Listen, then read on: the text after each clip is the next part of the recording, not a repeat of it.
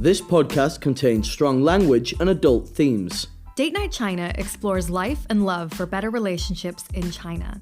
Every week, we hear from different guests and dive into dating, relationships, mental health, and how both expats and Chinese people connect with each other here in China. Join the Date Night community through our podcast and events in Beijing and Shanghai, and catch up on all the latest stories on our official WeChat account. Find our account on WeChat by searching Date Night China, no spaces, no capital letters. You can also join our WeChat group by adding Rachel, me, on WeChat. You can search Rachel Weiss 22, RACHEL WEISS 22. And now for this week's episode. Okay, welcome back to episode 21. In this episode, we have Valentine and Haydn, and they are advocates about speaking on men's mental health and support, as well as hosting their own personal projects in China to help these initiatives. We're really excited about this episode because Haydn and Valentine have both already been featured on DNC before. If you're a podcast listener, you've heard Haydn on episode 9 about polyamory in China. And Valentine has also been in our DNC videos. So if you go check out our videos on YouTube, Bilibili, and WeChat, the hilarious you may have seen him. Wildly entertaining videos. And we're really excited to have a conversation with them today. They both have some great insights and opinions when it comes to dating and relationships and more. Yeah, and discussing men and masculinity and what that means, it would take multiple episodes to really discuss it in length. But we'll try to focus on their personal experiences, especially in China. Today, we will chat with them more about their experiences with male friendships, stereotypes, mental health, and more. So welcome to the show, chaps. It's good to be here. Thanks. Cheers. Yeah. Yeah, how you doing today? You feeling ready to dive into masculinity? Let's do it. Yeah, We're just going to nail it in an hour, right? Yeah. Solve all the problems. It's going to be great. We can do it, yeah. Right here, right now, today. Yeah. No pressure, no pressure. Strap in, everybody. It's going to get wild. So we'll start off. Valentine, why don't you tell us a little bit about yourself, where you're from, how long you've been here, what are you up to? Who are you? Oh, thank you. So my name is Valentine. I'm from the UK and I've been in China for almost 3 years now. I'm currently a teacher. I'm training to be a Montessori teacher now. And I also have a small project going, like a podcast, which is called Men Are Human Too. And it basically talks about what we're going to be talking about today. The masculinity and vulnerability, and that they can both exist, and that the existence of vulnerability doesn't mean the death of masculinity, so that they can coexist. And I'm just kind of finding myself, quote unquote, in China, and I'm happy to be here. So thank you for having me. And we'll talk about that a little bit more because it's a brand new podcast. You're on episode 2? 4. 4. He had a new one out today. I just saw. Yes. Yeah, so we'll definitely plug that later. But Yes. really great themes that you talk about already on it. Thank you. I appreciate that. And Hayden, the same to you. Welcome back. Thanks. Thank you. But if people are meeting you for the first time, can you give us a little bit about yourself? Sure. All right. So I'm from Arizona, the United States. I've been in China for almost 10 years now. For the last 4 years, I've been working at ByteDance. But as of 2 weeks ago, I'm playing around with being a housewife, which has been really nice. I was laid off. So now I'm just looking at maybe bringing some of my other side projects more to the forefront. So workshops on sexuality and masculinity, as well as I've been helping Elena and you guys with the men's dinners. Much more credit to Elena, but I've just kind of been behind the scenes helping her out where I can. Yeah. Yeah, I feel like you've been doing a lot with that actually, and shaping a lot of the interesting topics and questions that the group has discussed. And it's good, really good feedback to hear about. But I'm sorry you were laid off as well. But is Kat loving you as the housewife? Not even a little bit. No. No. No, I think she's okay with it. She just is like, all right, housewife duties, start cooking, start cleaning, get your body in shape. And I'm like, well, I can do one of those. It's like the triangle, like pick one, pick two, but not all three. That's not going to happen. Exactly. But mostly, no, just like trying to get into like housewife group chats and go to brunches and stuff and talk about Bridgerton. That's what I want to do. We've had a brunch already. Ooh, okay. You Me mean and you? You and me. Yeah, last week. Jesus. He's already forgot. I He's had so many now. He doesn't know. Radio silence. Wow. Not On my own podcast. Bloody hell. me. Savage. Savage, mate. In my defense, it was so hot that day that my brain wasn't working. Sure. But let's give a recap just because we did mention it at the dinners, because Helena did come on the podcast a few episodes back. So, Rach, what are those about? Yeah, so Helena and I, what she mentioned in her podcast episode with us, I think it was episode 14, is she runs Bear Project, which is, a lot about vulnerability and diving deeper with your connections in China. And having deeper conversations. Deeper conversations, right. And so she approached us this year and she mentioned that she had been wanting to do these men's dinners for a long time to discuss, how are men in society today. There's so many issues and how to handle identity and masculinity, and it's really hard. And one thing, you see in Beijing communities, and I think most everywhere, is like a lot of these women will have lots of groups for everything. Like I'm in a million different group chats for women, events, organizations, support groups, all these kind of things that I think women are a little bit more inclined to jump on and be part of or create in these initiatives. But for men, it's a little bit harder. I think just there's so many things for that. So Helena wanted to start these discussions as a way to hear from personal experiences from men. Yeah, and Valentine, you've been to one as well, haven't you? One of the dinners. Yeah, it was brilliant. That's where I met Haydn for the first time. Yeah, I loved it. It was very honest and open. No, there was no ego. Everyone was just like open and honest, and we were just kind of telling our truths, and that was brilliant. I really loved it, and yeah.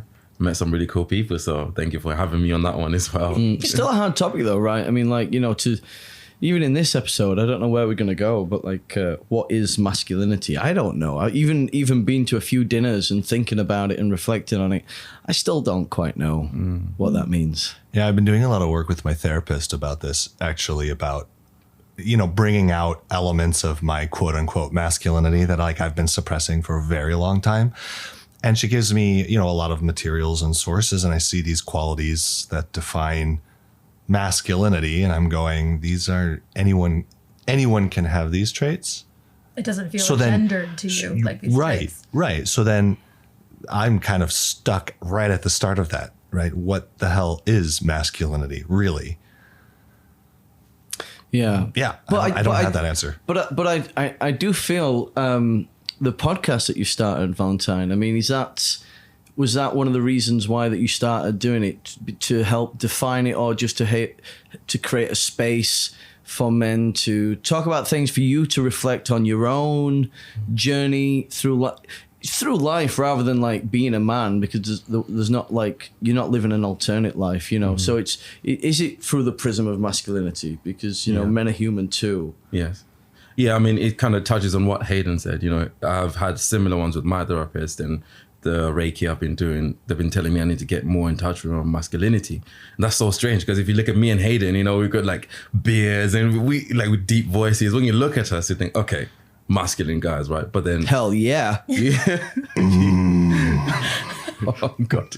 Then you have our therapist telling us we need to get more in touch with those sides. So it's very strange, and there's no set definitions for it. So it's very confusing for most people. And the reason why I started my podcast really was just to try and help men and myself as well, because I feel like when you talk about it, you also process it. So it was mostly just to kind of help men that it's okay if you're considered maybe not as masculine, or maybe if you enjoy going to brunches like Haydn and Nate did. Yeah, men can super brunch memorable too. brunches. Yeah, I used to enjoy going to brunches until I realized that I'm not a good brunch guest and I'm forgettable.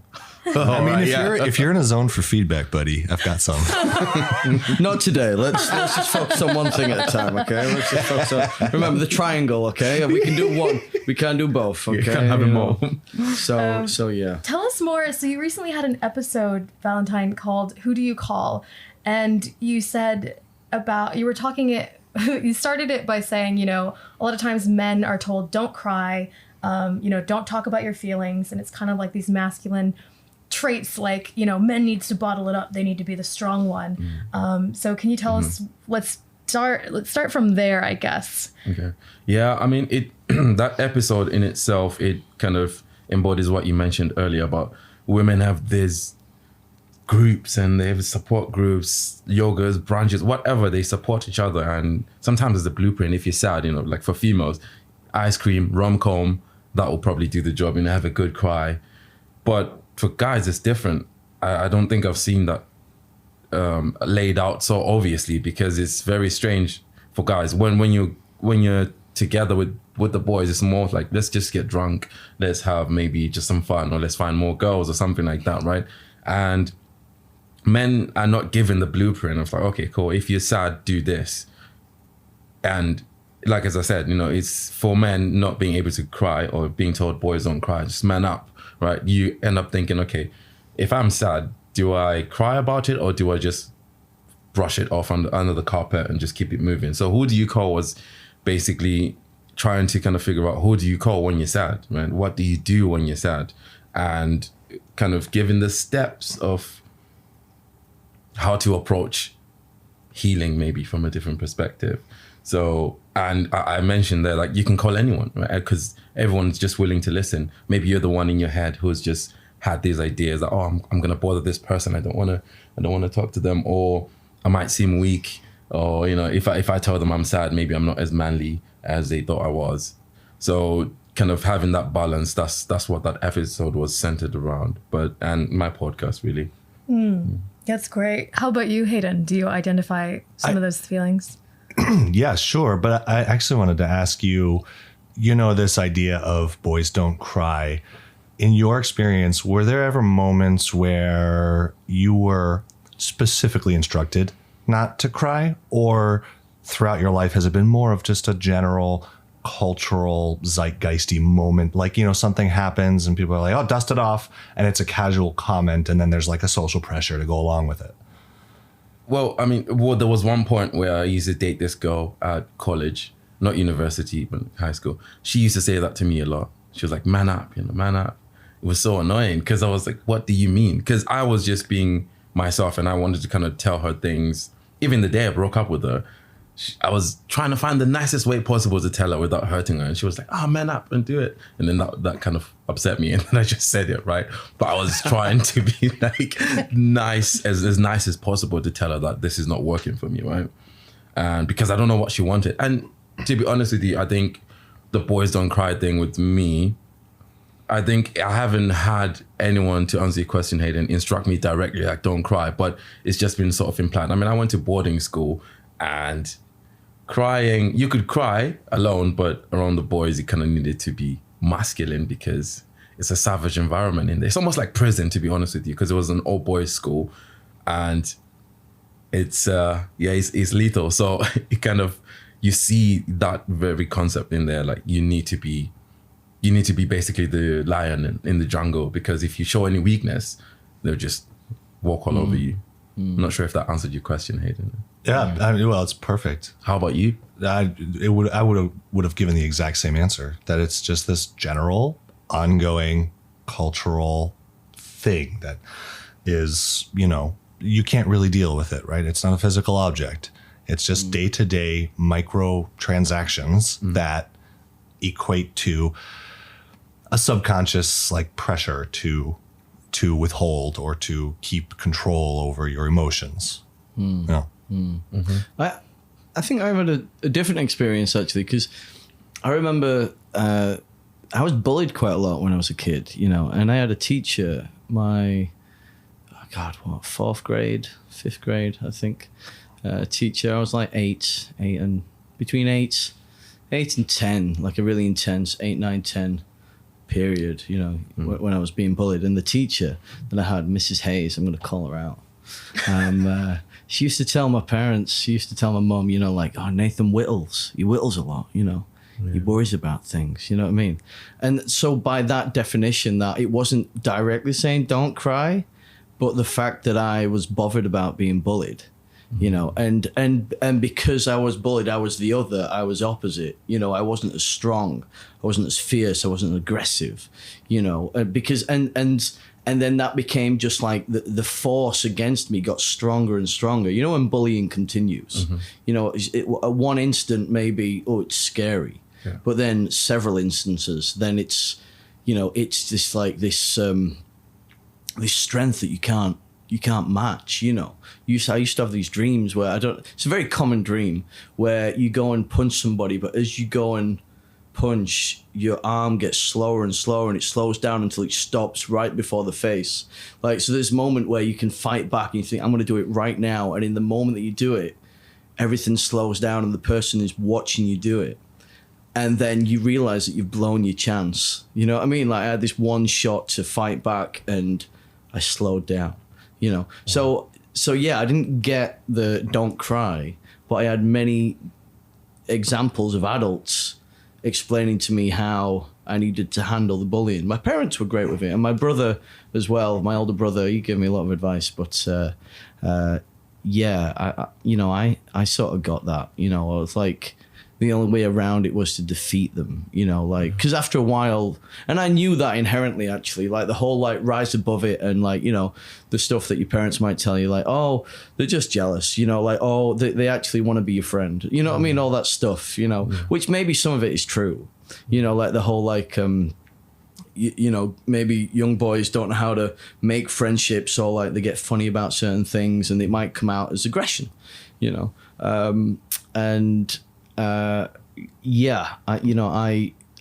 then I realized that, I need to overcome this. And with that needs to be resilience or like force or strength or whatever, you know, so.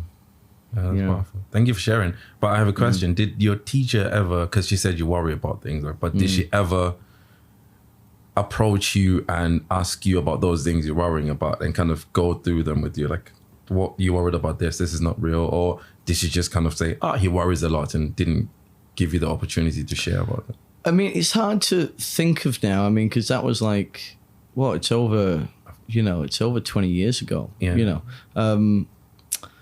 But no, I can't remember her being very useful. Actually, no. Like the school didn't. I mean, it's a separate issue. But like the school didn't want to acknowledge, like a lot of schools, who don't want to acknowledge like excessive or extreme bullying. You know, so they try and fix it or sweep it under the rug or just like handle it a little bit, but not all the way. You know, it was my mum who actually was the warrior in that. You know, to go to the headmaster to, I think she even wrote to the local councilman, you know, to say that this is happening at this school and nothing's being done. You know, I remember going to one of the wildest things, actually, a kid who was bullying me. He wasn't like the head bully, he was part of the gang. And one day, I told my mum that this certain kid was bullying me as well. And she was so surprised because she knew his mum. So she went up to the house and she said, right, you sit in the car and I'm going to speak to his mum and I'll be back. And I'm like, okay. And I was nervous because at that point you don't want to exacerbate things or anything like that. And then when she came out and she was just so shocked, and she said, well, it turns out that this little kid is being bullied too by the same bully, but his tactic is to integrate with the bullying, be part of it, you know, so that you're not, you know, which is a common tactic, you know.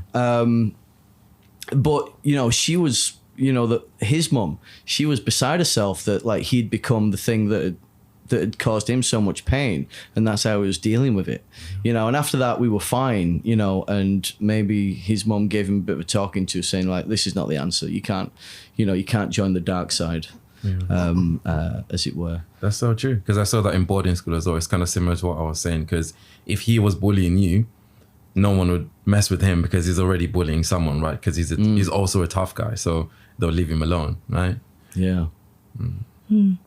So you guys have had these kind of cultural and societal pressures, like masculinity, what it looks like, these stereotypes of what a man should be. How has that kind of affected you even now with China, your personal relationships or friendships, communities here? If you don't mind me asking, like, how is that still kind of part of your life now? Okay, I'm on the spot. All right. Yeah. So, I mean, there's been, there's a number of stereotypes that I run into, again, like these micro transactions, maybe micro interactions is a better example. But you mentioned just the way the two of us look, right? Earlier, I'm bald, I'm bearded, I'm a large man. And beautiful. And beautiful. But I also get really animated and passionate about things, and my personality can fill up a room pretty easily. And if I'm not careful, it's easy. I think I've experienced people feeling intimidated or a little bit nervous around my energy. I don't have a harmful bone in my body, unless somebody put it there. Hey, but... But, nevertheless, just based off of this appearance that I have and apparently a natural resting bitch face that I have, people can be pretty easily intimidated, especially, folks who are women, So I get that, like, going on a date, I'm very aware of that and go out of my way to reduce that, right? I have really bad posture because I'm always trying to get myself down to the eye level of whoever I'm speaking to. I'm not a super tall guy, but generally speaking, I'm trying to just like not be intimidating, not be threatening in any way. Have women just told you directly, like, oh, you kind of intimidated me at first, or I felt like a little bit afraid or cautious, or yeah, I have something. been told that. I was told that by an ex, actually, throughout, if we were ever having a conversation that was, well, if we were ever arguing or fighting or whatever, if voices started to raise, she would immediately go to, "You're scaring me right now." Right. And I never knew exactly if she was being honest or if that was, a strategy on her part.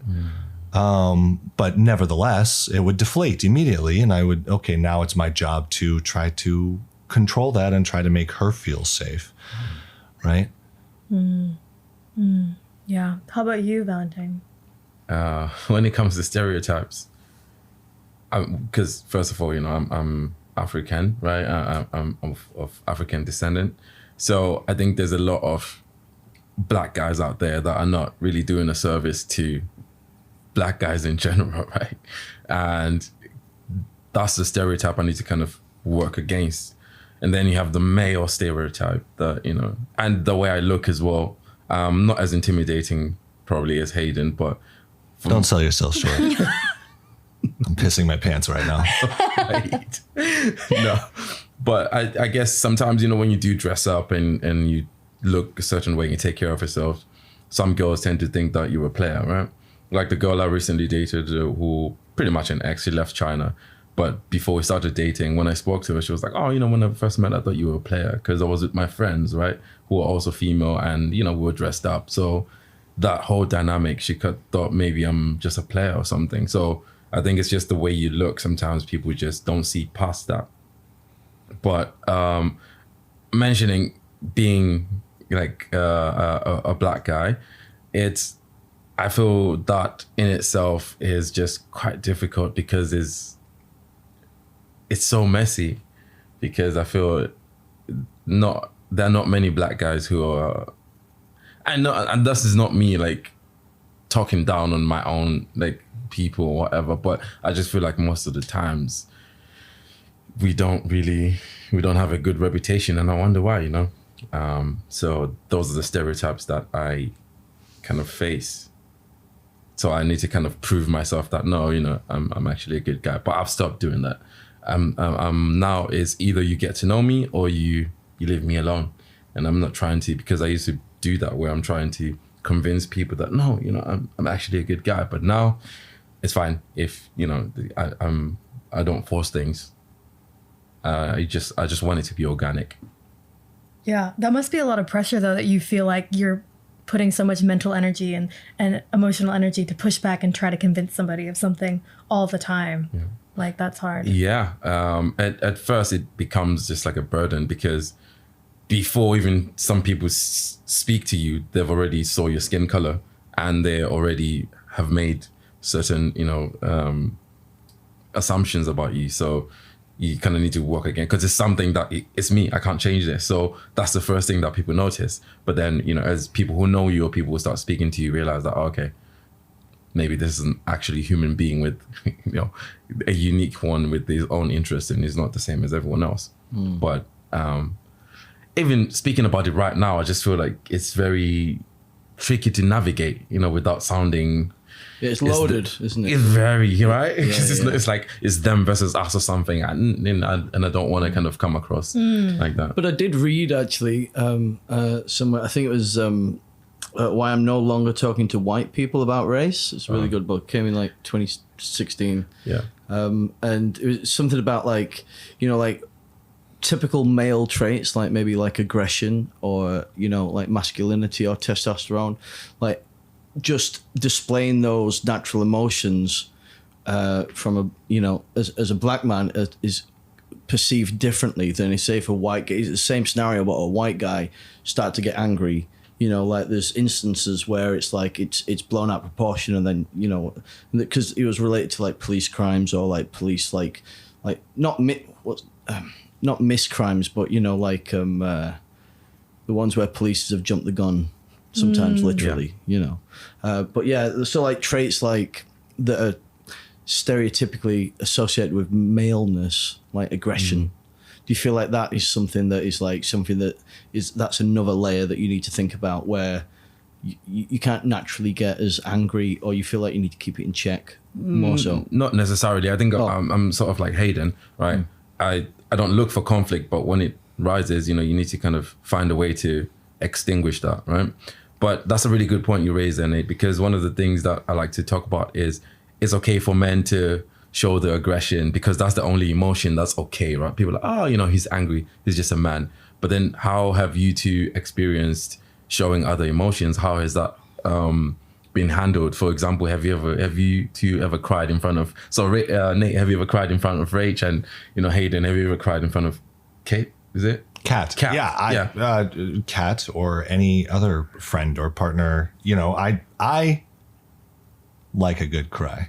So I'm not the best example of this one, because I'll cry when I need to or when I feel like it.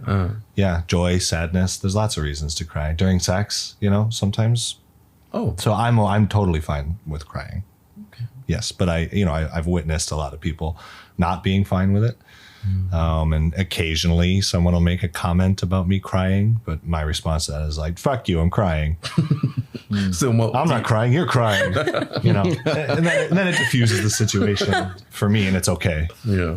So before we move on to Nate, do you mind me asking what were the comments that maybe, is there a trend in those comments, and as when you're crying or when you're showing the emotion, is there like a trend of those comments? Or absolutely, it's patriarchal as fuck, right? It's always diminishing me by comparing me to a woman.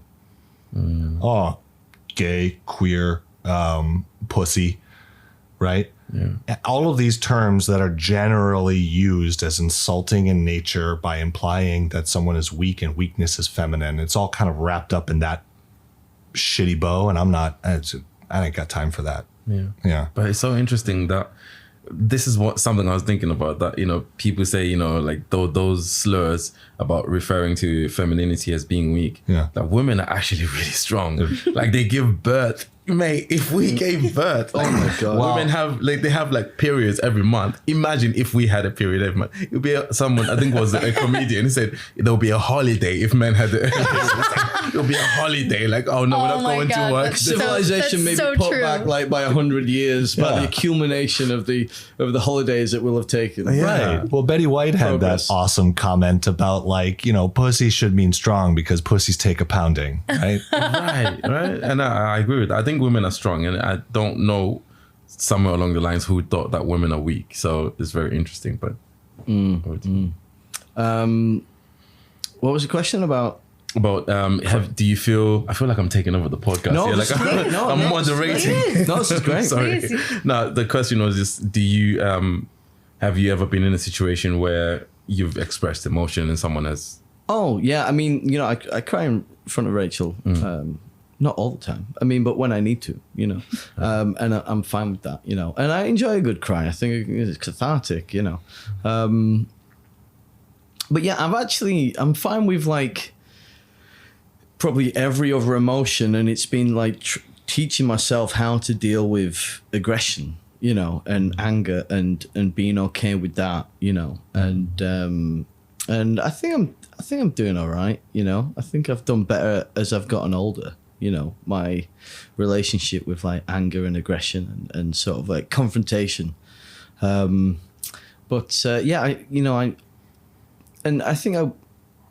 think when I need to, I have a good cry.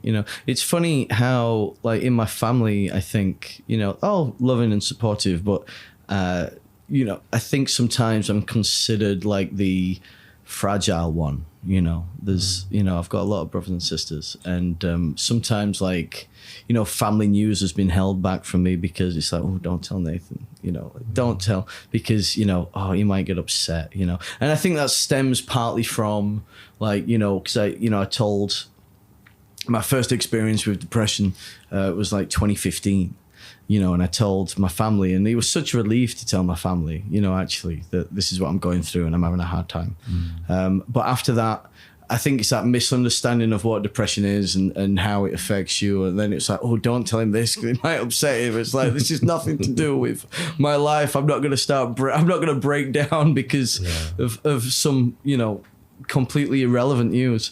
So I think that was like something I had to deal with a few years after that. It was kind of like baggage that wasn't mine, and I didn't appreciate suddenly taking it on. I'm already dealing with shit, you know what I mean? And now I have to like navigate you feeling sensitive about me being quote unquote sensitive, so that was, something that I had to deal with. So, I don't regret telling my family about that, and crying in front of them and saying how hard I was having a bad time back then. But yeah, I think aggression is the one that I've struggled with the most, and it's like ongoing, Yeah.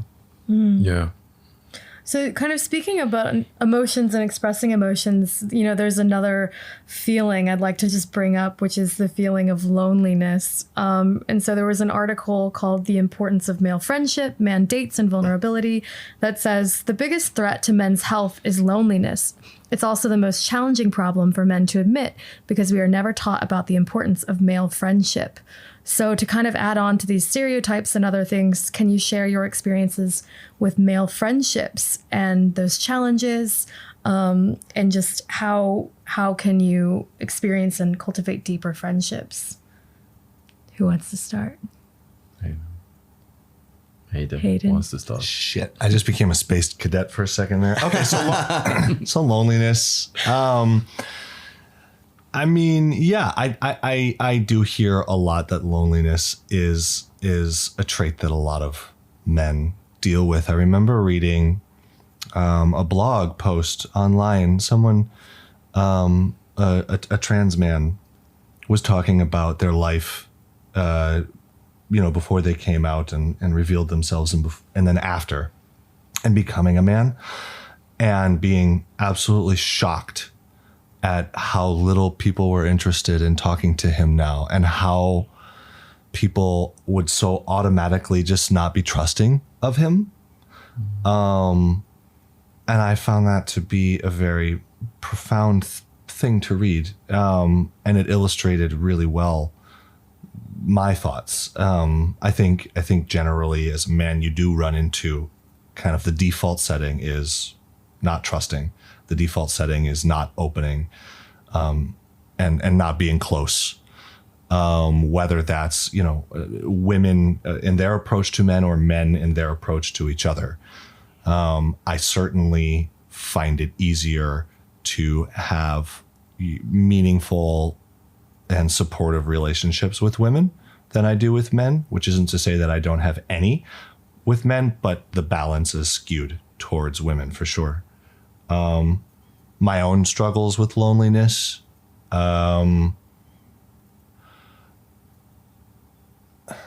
I often find my own loneliness to be my fault, because it comes about when I'm not telling people what's really going on. And I know, like we talked a little bit ago about like this culture of men aren't allowed to talk about that. And so maybe there's a degree of blame to be put in that regard for it. But just at the same time, you know, we have to take care of our own house. So I just, you know, I try to communicate as often as I can about everything that I can. But I fail at that just as much as anyone else, I think.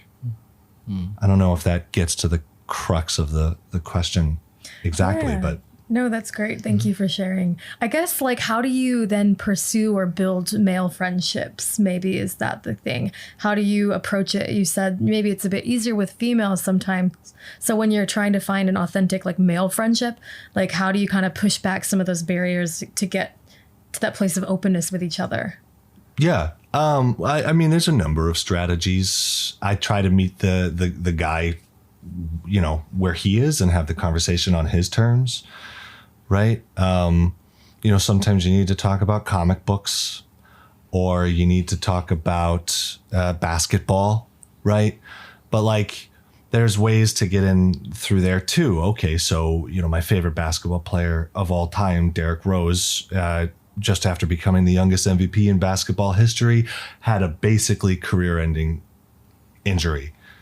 And I had a buddy at the time, and he and I would just talk about the sadness of that. And like, it was almost like, okay, so like I use this analogy a lot. It's like a proxy war, right? Or a proxy conversation. You're having a conversation, but it's not the conversation. But if you know that you're doing it, you can still do it. I wish that wasn't necessary all the time. But it, you know, it's a way that I found mixed success with. Some guys just don't want to open up, and okay, that's all right. I could just be present and that'll work. So how about you, Valentine? I echo Hayden's words because, yeah, I do agree with that. I've found more connection with female relationships. It's been more beneficial for my spiritual and mental health and emotional growth as well, because, you know, women love to listen and you just have conversations with them, and having female friends is great because, you know, like Hayden said, for me, my experience anyway, I found it's been easier to meet up with my female friends than it is with my male friends. It's almost as if we can decide quickly, when are we meeting? Oh, Friday. Okay, cool. You're free. Or if you're not free, we make that happen quickly. Whereas I'm part of this group where it's a few guys. I'm not going to name them, obviously, but we have never. Calm out. No, I'm just kidding. No. No. But we haven't met each other all at the same time in a long time, because we all have different priorities. But you know what I think about male relationship is that I've had guys who pulled out on our meeting because maybe a female came into the picture, right? It's like, oh, yeah, you know, I can't because I need to go see her. But then my female friends wouldn't do that. They won't be like, oh, I need to go see him, so can we skip? You know, they're always committed to our friendship, and that makes it feel good because my female friends, I feel like we're present with each other when we're there. They might text during the meetup, but I feel there's more of a connection, and just kind of what we're talking about here. You feel they're there to listen, and when you're sharing as well, they can tell that you're listening, and it just becomes very natural about it. So I definitely agree with Hayden. You know, and not to say that I also don't have male friends, because I do have one of my male friends, but he's back home. You know, when we talk for ages because we have similar interests and everything. But I just find it's easier to make more female friends and be vulnerable with them than it is with men. Because with men, you can't even really talk about feelings. You can try, but they just be like, "No, I'm good." You know, let's keep it. Like, I'm not sure if you've all have seen this. There's a video, there's a few videos, but there's this one popular one where this guy, you know, this bearded big guy, he's like, "Oh, you know what it feels like to be a man. You know, this guy's going through so much shit, blah blah blah." But you don't say anything because you're a man, and it's just like, oh, there's like these guys like, "Oh, I'm good, right? And it's like a TikTok video. And for me, I was just like, that's so backwards. It's so unproductive, because you're just making it okay so that people or men can't share their feelings. And I think I agree with Haydn when it comes to loneliness. Sometimes I feel my loneliness, I think before, the loneliness was because I felt that I was maybe behind in life, and like, oh no, I'm not doing as well as this guy or these guys. I don't have these things or these cars but I think when you speak to people, other people, and realize that no, it's okay not to have those things, or maybe everyone has a different journey in life, that kind of gives you a little bit of a relaxation, sensation or whatever. And yeah, I think I'm not sure what the other question was, but yeah, I'm sure. Yeah, no, thank you. Thank you for sharing that. And Nathan, do you have anything you'd want to add on? Echoes what you've said, actually. I've got some really strong and really wonderful, female friendships that I've had throughout my entire life. That have almost, defined moments in my life. Like these friendships have been amazing. But at the same time, I've got, one of my oldest friends. I've known him since I was 4. Dave, and we went to primary school, secondary school, college. We traveled. We had like a year in Australia. We did that. Then we went to university together. So, like a good 20 odd years of our lives, we were joined at the hip. And other friendships as well, from uni or school, that are still in my life. And every now and again we'll talk for like a couple of hours, like you say. But they're getting far and few between as you get older. But what I am finding easier is to make new female friendships and sort of do that and say meet for coffee or just have a good catch up, Yeah. But what I have found actually in the last year or so is that I did think to myself, I need more male friendships or moments of contact, like more than just like group settings where there are some guys there are some girls there, and you have a bit of a chat. And every now and again when I do that, I feel better. I feel like, God, that was great, actually. That was fun. And there's a shorthand there because we're guys that we can talk about things in a certain way. Even if it is just comics or whatever, it's a different vibe, and I appreciate that. And but more so I appreciate it at a level that and a pace that I'm comfortable with. At the beginning of the year, I said that out loud. Actually, I said to a group of guys, I was looking for more. It was like a support group. I was looking for more male friendships, and some people took that. Okay, then let's run with that then, and let's work on that. And I think it's because I was going at somebody else's pace. I was like, well, no, this is not what I'm wanting. No, this is not. This changes things, and then the organicness is taken away. But yeah, similar to what you guys have said. Yeah. I was going to say, some guys don't have female friendships because they just want to sleep with a girl, right? I don't know how that works. I feel like we're similar, like us three, but I feel like some guys, they think, oh, you're just friends with her. Nah, you smashing on the low, bro. You're like, no, we're just friends. It's like, nah. Because some people really believe that, like, can men and women really be friends? Or there's always going to be this, like, sexual thing. There's going to be something in between that, right? Yeah. But yeah, no, I think. Well, I mean, that happened with me and you, but like, I've got female friends that, it's never happened, and it would never, like it would, so it's sad to, and just because it happens once doesn't mean it's like, oh, well, that means that it's definitive. They can't be friends, I also feel like those guys are missing out on an excellent opportunity, because having sex with someone is a great way to open up and be vulnerable. And then, like, what a cool place for a friendship to start, right? Like, have sex with your friends. Do it. That's just my advice. But also, because like it is inherently an intimate act, right? Why is it either we're fucking them or we're friends with them, right? And of course, not everybody has the chemistry to have sex, to want to have sex with each other. That's not what I'm saying necessarily, but I don't know, these guys that just go and just fuck. Yeah, what a missed opportunity, because you could be friends, right? Pillow talk is like the best place to be vulnerable and start to build friendships with that, right? I don't know. I can't though. I can't conflate the two. Like if I'm friends with a female, I almost see her as a sister, you know, I can't cross that boundary to have like. Maybe it's because I never had a sister. Like, I don't know what that relationship is like. So maybe it's just a bit different for me. Okay. Yeah. Fair. My point is I get you. Yeah. You know, I get your point as well. Like, why not just have that beautiful pillow talk after, you know, a good session? Yeah.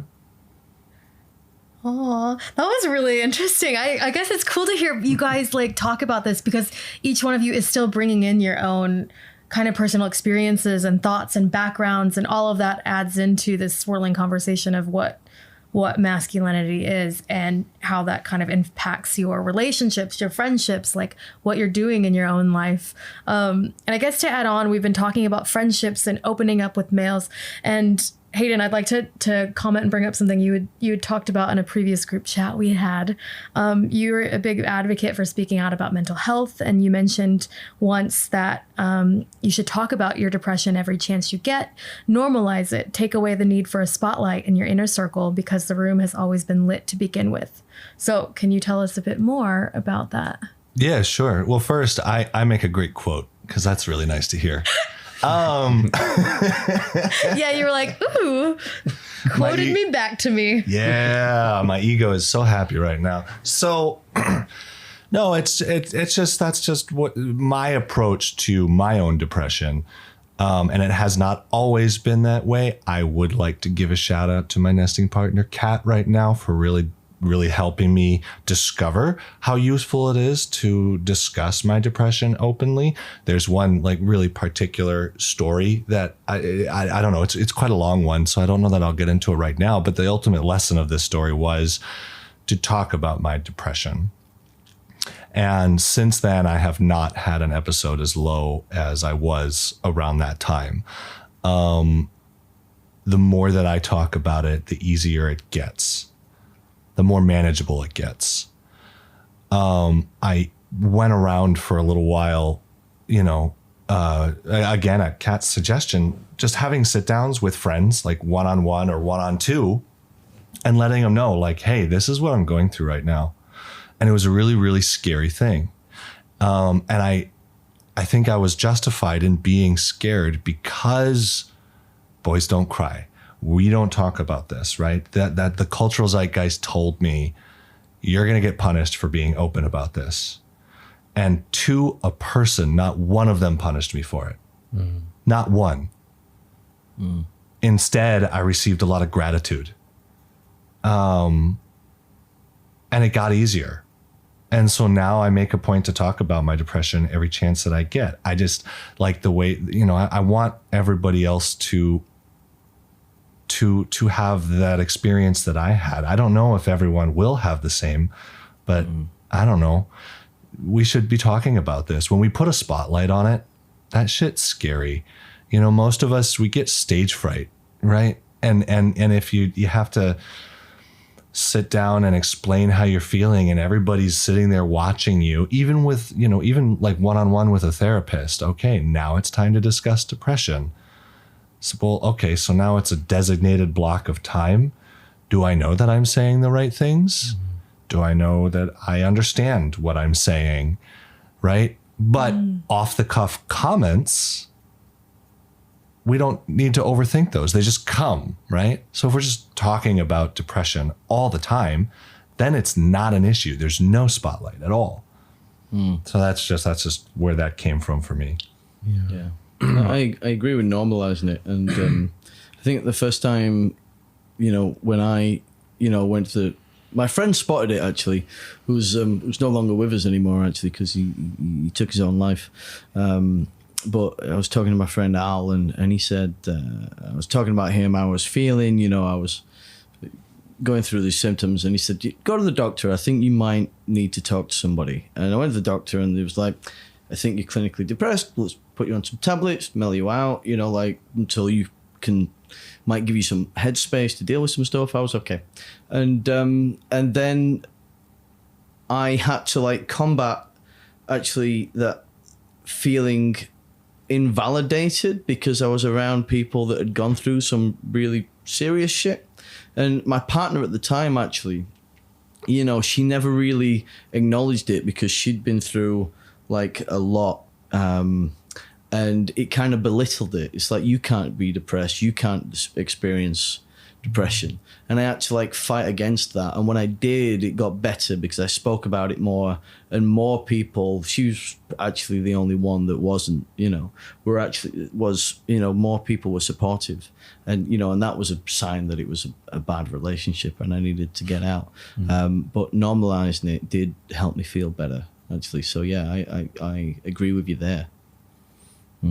Yeah, as you guys are talking, you reminded me of something, because Haydn was telling me the other day that he wants to create basically a community of men where the common thing that we'd have with each other is that maybe we're a little bit sad or depressed or something, but we don't talk about it. It's like, you tell me about how you feel, like he just said right now. It's more like we're in a room or we're in a venue, but the only reason why we're all there is because we have that, and we can just talk about other things. And that reminded me of a study about, they did a study on rats where they put one rat in just a cage, right, and gave it drugs basically, and that rat would overdose, right? After a few days, it would just get drugging itself and overdose. But then they put the same drugs and made like a rat park where there's so many rats, so many things to do, you know, wheels and stuff like that can have fun. And the rats didn't use the drugs because they were having fun with each other, right? And socializing. And that's a really good point that Haydn made, because sometimes you don't need someone to be like, tell me how you feel. You just need that social connection that, oh, there are other people out there that I can socialize with and get out of my head for a little bit. And that helps you as well to kind of process things, I think. So I was just going to actually, because it's a phrase that we heard recently, Rachel and I, and when somebody said it, about these moments where you're meant to be vulnerable and these allotted amount of times, it was just, oh my God, that's a perfect phrase. But this is sort of like emotional prostitution, you know, that it's like, okay, like you've got to whore your emotions out for like an hour or so, because that is the allotted time. It feels like that sometimes, and it takes away the your agency, sort of like not to share or to listen. And if you don't do it, then you're not doing the work, you know, and that is something that's I've experienced, and you know, it's not a nice feeling to feel that way. Yeah. I just wanted to give a compliment. So like the subjects, the topics that we've gone through here, like that you put together, right? So you start with the stereotypes of men, boys don't cry, followed by the loneliness of men, followed by depression. And with that mice story, right? It's no wonder to me more men kill themselves than women, right? Yeah. I don't know if that was by design, but it seems very cleverly done. Yes, it was. We planned that to happen. Yes, indeed. Yes. So just talk, more talking, all the talking, and don't punish people who talk, and don't punish yourself for talking. Yeah, no, 100%. Like, and I guess that's like we said in the beginning of the episode, I feel like there are so many other deeper things to dive into with each of these topics, you know, and they each be their own episode, and each of you have your own experiences as well, that it's really hard to get into in a short time. And I feel like I have so many more questions as well, like, but I think this is always the common thing, like women want to know like what's going on and how to talk to men. And I know you guys have said you have female friendships, so you must get questions like this a lot as well. But yeah, I mean, like when we've in the past we've done male episodes, so we've had more like more men than women, you know, on the show. You know, I still think the listenership is more women than men that are just curious, like, what are they going to talk about? You know? But I'm curious too, like Rachel, for you sitting here listening to all of this, and you've also attended men's dinners, you know, I guess how do you feel when you hear these types of comments that the three of us are making? I mean, I feel, I guess, first of all, like, thank you for your vulnerability and your bravery. I feel like I grew up with a very stoic dad. He did not talk about his feelings. I've never seen him cry. So I guess, and I never had brothers. I have all sisters. I've grew up with a lot of women around. And then I also grew up in a conservative background, blah, blah, blah. It's led me to China, but I didn't see, I guess, men talking about it much. So I guess, first of all, it was really interesting to see a group of men that I know talking about it, because I've seen, Helena shared about like Man Enough podcast, and that's really cool. But you kind of see these celebrities or people talking about this, and then you're like, oh, those are those people. But then like to see people, and even, Nathan going there and seeing how important it is for men to talk to each other about this. And that's why kind of at those dinners, I kind of didn't want to be too vocal. I kind of took a step back because Helena was moderating. She was doing great. And I don't think I needed to be an extra female voice adding when it was such a great important time for men to be just talking to each other and having that time. And I think it's also just been interesting for me with Date Night China. We do have a mixed crowd. We have lots of WeChat groups and different people who come to our events. And sometimes I've had situations with men in these groups that I'm a bit frustrated, but you can't obviously say that all men are like that, or all men are this, or all men are that. But there's just wondering, like, how do you help then? How do you support these men? I think we had a situation around National or International Women's Day. Oh, yeah. And some men were just outraged that there was every year talking about it. They were just like, at least why? One man is outraged. He was just outraged. He's like, why isn't there International Men's Day? Which, by the way, there is. And just like, they couldn't understand, like, oh, we're supporting women and it's not taking anything away from men. And I think I was just very confused and upset. I was like, we're just trying to do a good thing for women. And by helping women, we're also helping a lot of other, like, we're helping everybody when we're bringing up these conversations. But then it also made me think, like, I don't want to attack him. That's not going to solve anything either. So what is he feeling? I don't think he's feeling men community. He's not feeling supported by these, communities in China. So what then? There's a deeper thing going on here. I guess that was really interesting to me. And then we started doing this with Helena. So I've been like really curious from that point of view. And I think, I think that as well highlights something that's come over in the past, like maybe 10 years or so, is you feel like you have to view masculinity through a female prism, like it's masculinity through femininity, and through feminism, and I think that's been a confusing, not to give an excuses for, abhorrent behavior or anything like that, but I just feel like it's some men have found it difficult, and I think finding our way in what that means. And I think how recently it's been like, more men are talking about it's okay to cry and it's okay to talk about your depression, but I feel like it has been a confusing navigating time. We've had it, as men, as history goes, we've had it pretty good, to say the least, for the past couple of centuries. I think we've had it pretty easy.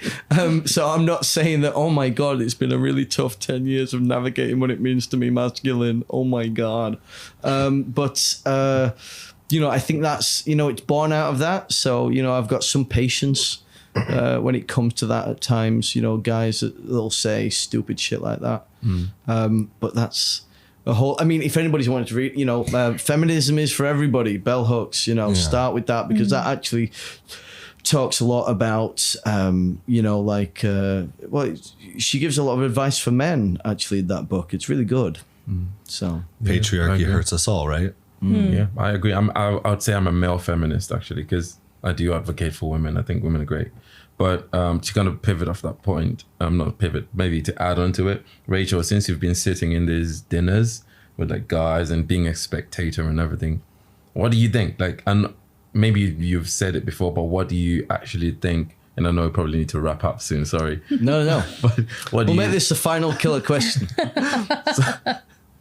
No pressure. So I think, what do you think, being the spectator there, what have you seen? Is there some sort of common thread between these men that are there, or what do you think stops men from sharing? What's your take on the whole thing? Because you're watching, right? And like Nate said, seeing masculinity from a feminine perspective, what's your take on the whole situation? Ooh, good question. Great question. Yeah. Ooh, gosh, question. I hope I can even answer that and do that justice. Like that is a really... Don't fuck this up, Rich. This has been a great episode. If you fuck it up in the last hour. If I get it wrong, we'll just cut it out and then Nathan, then sit delete down. it. Nathan. I think for me, I enjoyed watching the group dynamic, but that's kind of what I like to do anyways with any kind of group. But a lot of you guys didn't know each other in the beginning at these dinners. So first, there's that first barrier of you're trying to get a read on the room. Is it safe? Is it okay to open up? How can I open up? Am I going to identify with what another guy is saying? I think I felt, once again, anybody could happen in a group dynamic like this. But if somebody says something that you don't necessarily agree with, but you're with a new group that you're not sure you're comfortable with to like go against in a respectful way, I think there was a bit more cautiousness in the first dinner that we've had, in the first hour especially. But you could definitely notice a shift as that dinner went on, like the guys getting more comfortable opening up or voicing their alternate view, or expressing something different. So once again, I'm not sure if that's like a feminine point of view. I think I was just more interested in how guys were sharing with each other and when they felt it was okay to open up and share, because I think it's also one thing to talk about it in theory, to talk about opening up, and then actually in practice, it may get a little bit messier or maybe more difficult than it actually sounds like on paper to open up, because there are these other barriers that go into that, I feel. Yeah, I'm trying to think of very specific examples. Yeah, I don't know. I just really, enjoyed seeing the challenge being taken on, I guess. Maybe that's something that we tackle on the next time that we chat, because it'd been great to have you two back on the podcast sometime. So thank you for coming on today. Thank you for having me. My pleasure. Yeah, thank you Yeah. guys. How can people find your podcast, Valentine?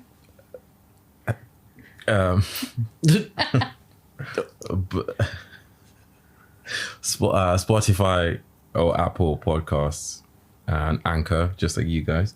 Because I think Nathan's the one who suggested Anchor to me, actually. So thank you for that, Nate. And if you wanted to know why the sort of awkward pause there, is because Valentine's very modest about it, but it's excellent. Yes. Really, check it out. It's fantastic. It's insightful. It's like a monologue and a diary, and and social commentary all rolled into one. It's really thoughtful, and it's great, man. Oh, you're very But kind. but he's very modest about And it. it's called Men Are Human Too. Go check it out. You'll probably have more episodes by the time this airs. This will come out in a few weeks. So you'll have more for people to go catch up and listen on. And Haydn, so how can people, do you have anything socially you'd like to share about right now? I know you do a lot in the Beijing community with just like such education, maybe your own podcast. There will be stuff coming. I'm going to lean into the housewife bit and give myself a little bit of break for a couple months. Something will happen, or you can find me at the Rug having a mimosa and talking about Bridgerton. Fair. Nice. That sounds nice. lovely. And it's been amazing that we've got through the podcast and neither me or Haydn has done a Christopher Walken impression at all. It's crazy. Who knows? There it is. believe But we'll it. talk about it. There it It's been is. so good. Talk to you Men, both. don't talk. It's hard. We got to be tough. Nobody's laughing. Thank you for laughing, Rachel. Excellent. Heard it so many times from Nathan, but I'm still working on he it. just naturally starts coming out with it though when he's not even trying anymore. So that's the thing. Yeah, it's become me. And on that note, thanks for joining us this week for the episode. Okay, take it easy. Bye. Bye. Bye.